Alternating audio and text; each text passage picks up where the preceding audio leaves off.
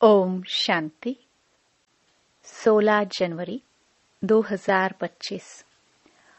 बाबा के महावाक्य। मीठे बच्चे, याद का चार्ट रखो। जितना जितना याद में रहने की आदत पड़ती जाएगी, उतना पाप कटते जाएंगे। कर्मातीत अवस्था समीप आती जाएगी। प्रश्न: चार्ट ठीक है व नहीं, इसकी परख किन 4 बातों से की जाती है? उत्तर: 1 आसामी, दूसरा चलन, तीसरा सर्विस और चौथा खुशी। बाप दादा इन 4 बातों को देखकर बताते हैं कि इनका चार्ट ठीक है या नहीं। जो बच्चे म्यूजियम या प्रदर्शनी की सर्विस पर रहते, जिनकी चलन रॉयल है, अपार खुशी में रहते हैं, तो जरूर उनका चार्ट ठीक होगा। गीत। मुखड़ा देख ले प्राणी। ओम शांति। बच्चों ने गीत सुना, इसका अर्थ भी अंदर जानना चाहिए कि कितने पाप बचे हुए हैं, कितने पुण्य जमा है, अर्थात आत्मा को सतो प्रधान बनने में कितना समय है, अभी कितने तक पावन बने हैं, यह समझ तो सकते हैं ना। चार्ट में कोई लिखते हैं हम 2-3 घंटा याद में रहे, कोई लिखते हैं 1 घंटा। यह तो बहुत कम हुआ। कम याद करेंगे तो कम पाप कटेंगे। अभी तो पाप बहुत है ना, जो कटे नहीं है। आत्मा को ही प्राणी कहा जाता है। तो अब बाप कहते हैं, हे आत्मा, अपने से पूछो, इस हिसाब से कितने पाप कटे होंगे। चार्ट से मालूम पड़ता है हम कितना पुण्य आत्मा बने हैं। यह तो बाप ने समझाया है। कर्मातीत अवस्था अंत में होगी। याद करते करते आदत पड़ जाएगी, तो फिर ज्यादा पाप कटने लगेंगे। अपनी जांच करनी है, हम कितना बाप की याद में रहते हैं। इसमें गप मारने की बात नहीं, यह तो अपनी जांच करनी होती है। बाबा को अपना चार्ट लिख कर देंगे तो बाबा झट बताएंगे कि यह चार्ट ठीक है व नहीं। आसामी, चलन, सर्विस और खुशी को देख बाबा झट समझ जाते हैं कि इनका चार्ट कैसा है। घड़ी घड़ी याद किनको रहती होंगी? जो म्यूजियम अथवा प्रदर्शनी की सर्विस में रहते हैं। म्यूजियम में तो सारा दिन आना जाना रहता है। दिल्ली में तो बहुत आते रहेंगे। घड़ी घड़ी बाप का परिचय देना पड़ता है। समझो किसको तुम कहते हो, विनाश में बाकी थोड़े वर्ष हैं। कहते हैं यह कैसे हो सकता है? फट से कहना चाहिए, यह कोई हम थोड़े ही बताते हैं। भगवानुवाच है ना। भगवानुवाच तो जरूर सत्य ही होगा ना। इसलिए बाप समझाते हैं, घड़ी घड़ी बोलो यह शिव बाबा की श्रीमत है। हम नहीं कहते, श्रीमत उनकी है। वह है ही ट्रुथ। पहले पहले तो बाप का परिचय जरूर देना पड़ता है। इसलिए बाबा ने कहा है, हर एक चित्र में लिख दो शिव भगवानुवाच। वह तो एक्यूरेट ही बताएंगे। हम थोड़े ही जानते थे। बाबा ने बताया है तब हम कहते हैं। कभी कभी अखबार में भी डालते हैं, फलाने ने भविष्यवाणी की है कि विनाश जल्दी होगा। अब तुम तो हो बेहद बाप के बच्चे। प्रजापिता ब्रह्मा कुमार कुमारियां तो बेहद के हैं ना। तुम बताएंगे हम बेहद बाप के बच्चे हैं। वही पतित पावन ज्ञान का सागर है। पहले यह बात समझाकर पक्का कर फिर आगे बढ़ना चाहिए।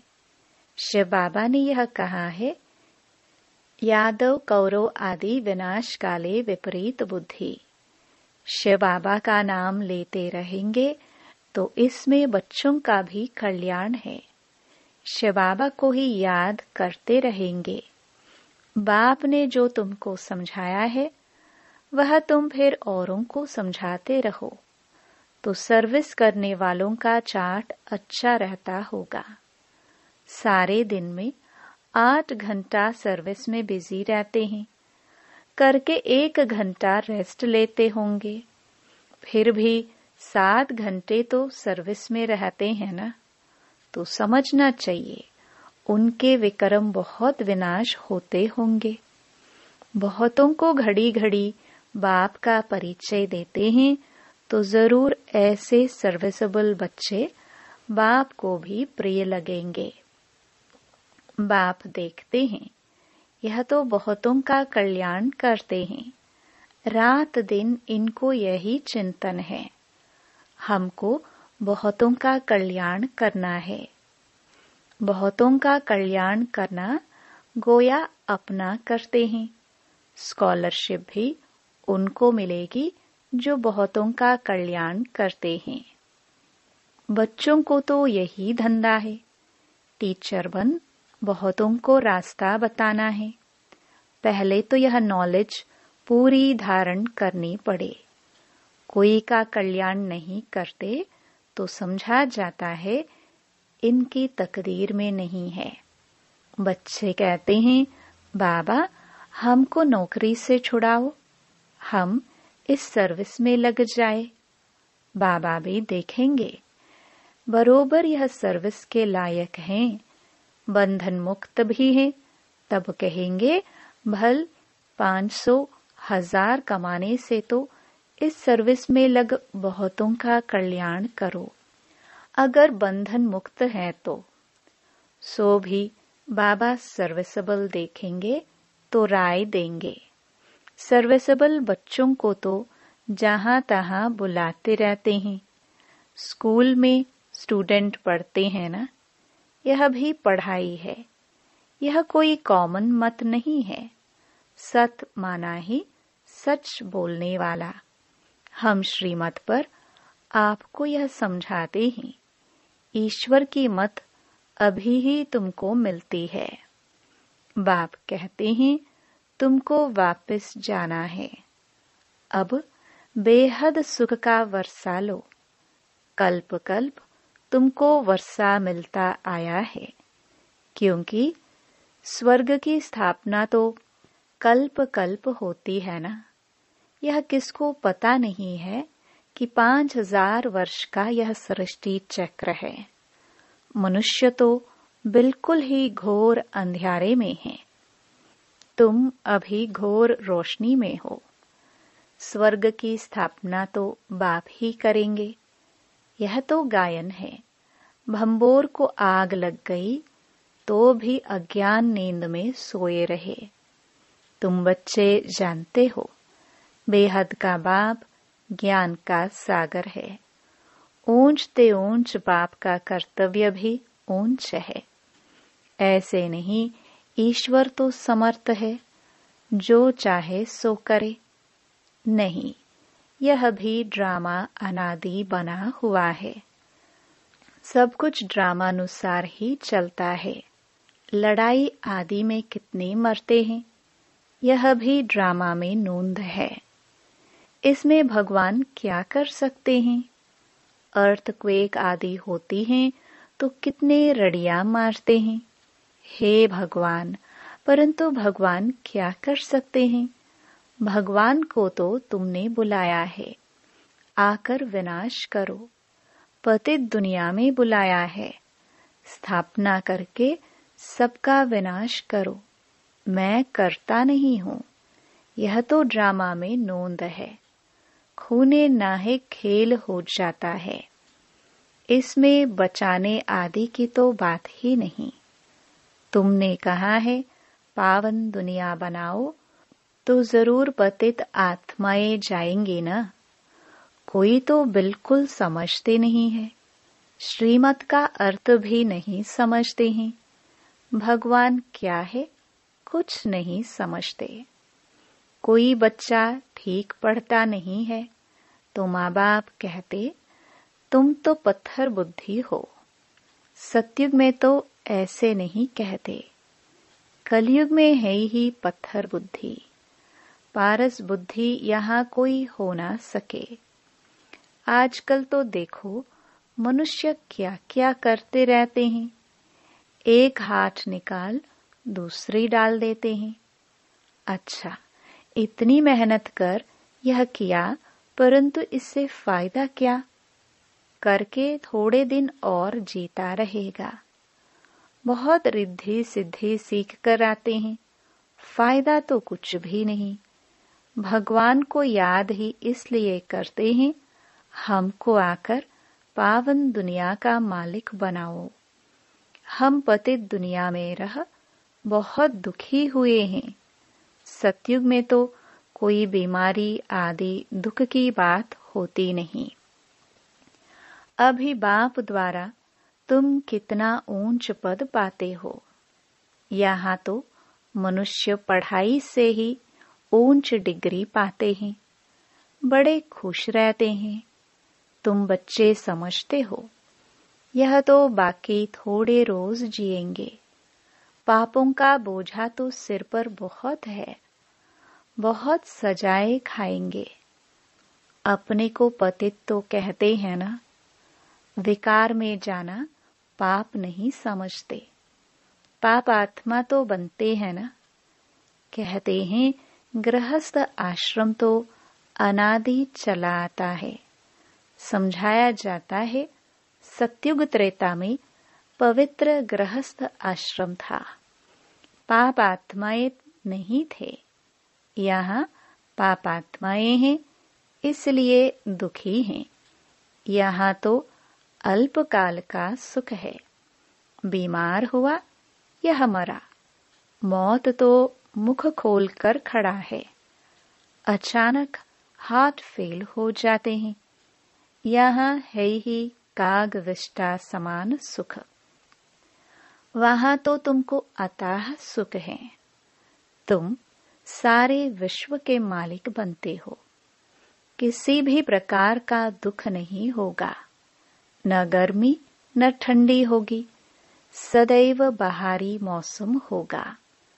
तत्व भी ऑर्डर में रहते हैं। स्वर्ग तो स्वर्ग ही है, रात दिन का फर्क है। तुम स्वर्ग की स्थापना करने के लिए ही बाप को बुलाते हो।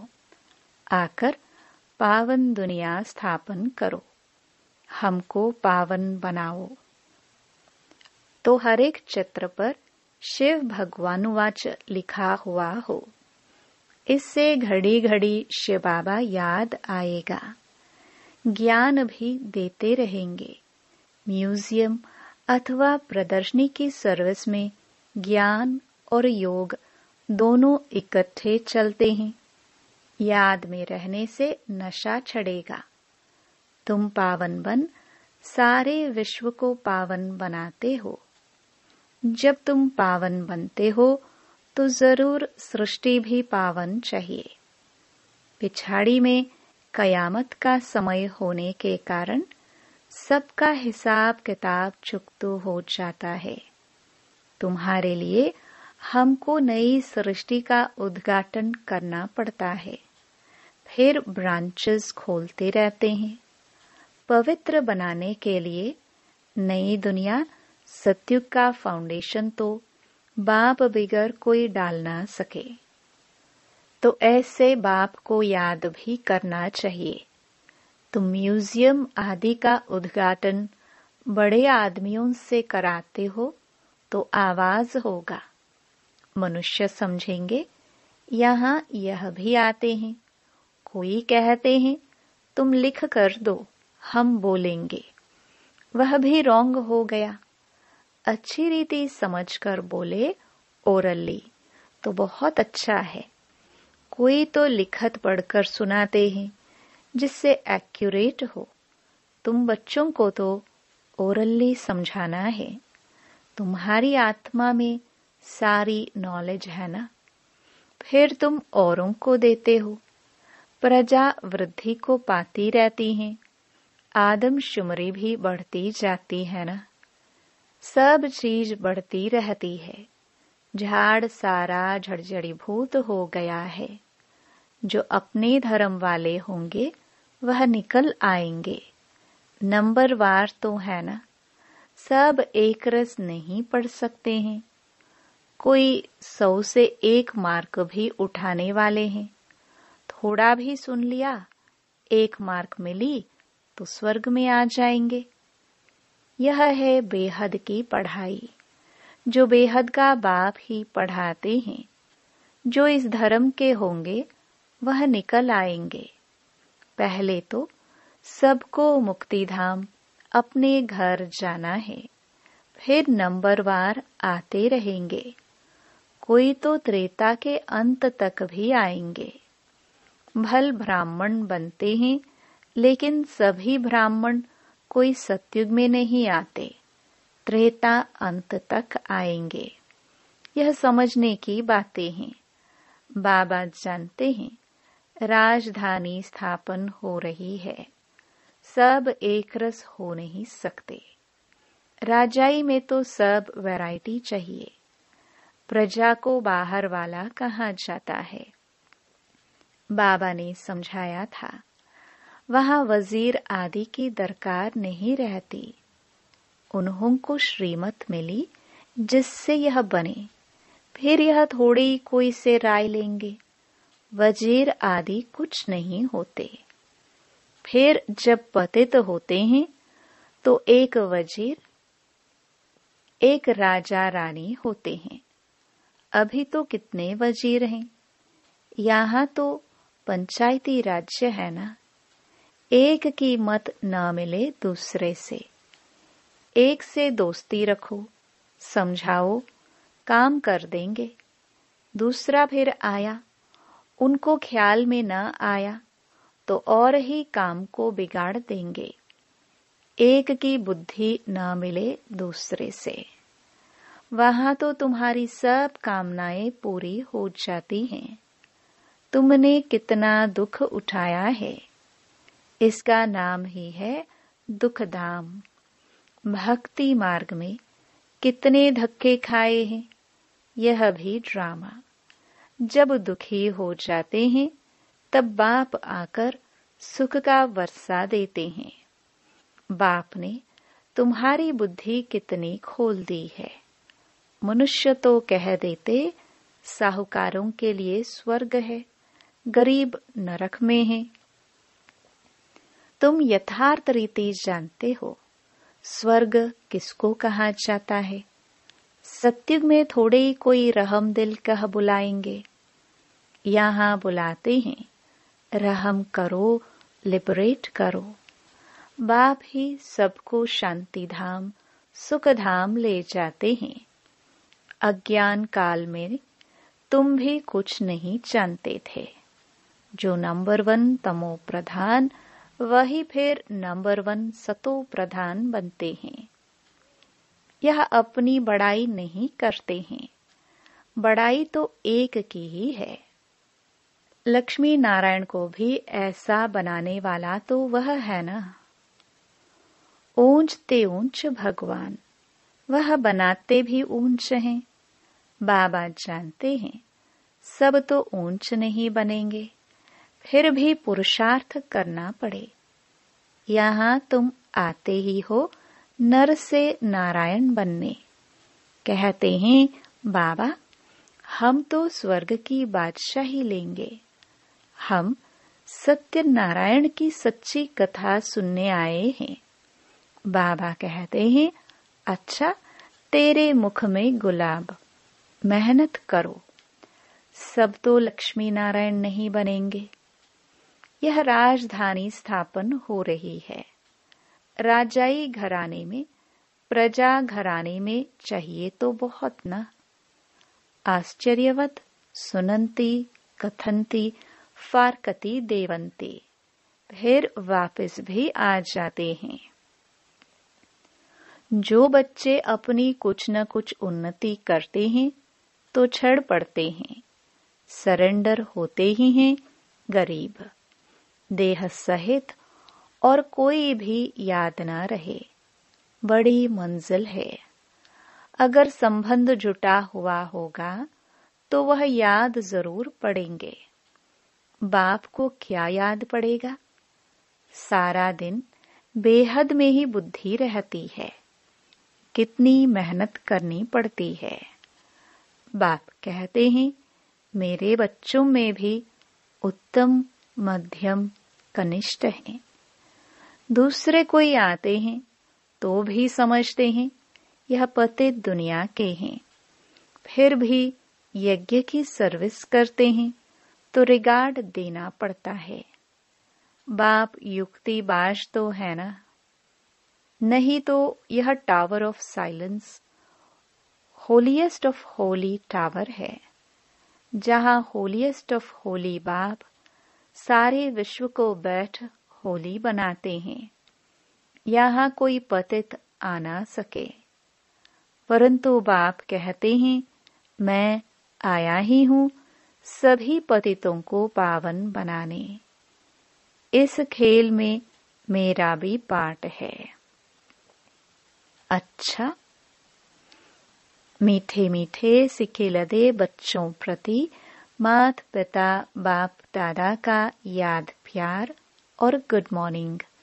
रूहानी बाप की रूहानी बच्चों को नमस्ते। धारणा के लिए मुख्य सार।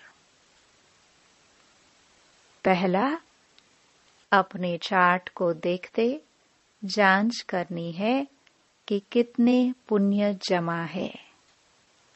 आत्मा सतो प्रधान कितनी बनी है। याद में रहकर सब हिसाब किताब चुकतो करने हैं। दूसरा, स्कॉलरशिप लेने के लिए सर्विसेबल बन बहुतों का कल्याण करना है। बाप का प्रिय बनना है। टीचर बन बहुतों को रास्ता बताना है। वरदान, अपने फरिश्ते स्वरूप द्वारा सर्व को वर्षे का अधिकार दिलाने वाले आकर्षण मूर्त भव। फरिश्ते स्वरूप की ऐसी चमकीली ड्रेस धारण करो जो दूर दूर तक आत्माओं को अपनी तरफ आकर्षित करे और सर्व को भिखारीपन से छुड़ाए, वर्षे का अधिकारी बना दे। इसके लिए ज्ञान मूर्त, याद मूर्त और सर्व दिव्य गुण मूर्त बन उड़ती कला में स्थित रहने का अभ्यास बढ़ाते चलो। आपकी उड़ती कला ही सर्व को चलते फिरते फरिश्ता सो देवता स्वरूप का साक्षात्कार कराएगी। यही विधाता वरदातापन की स्टेज है। स्लोगन, औरों के मन के भावों को जानने के लिए सदा मन मनाभव की स्थिति में स्थित रहो।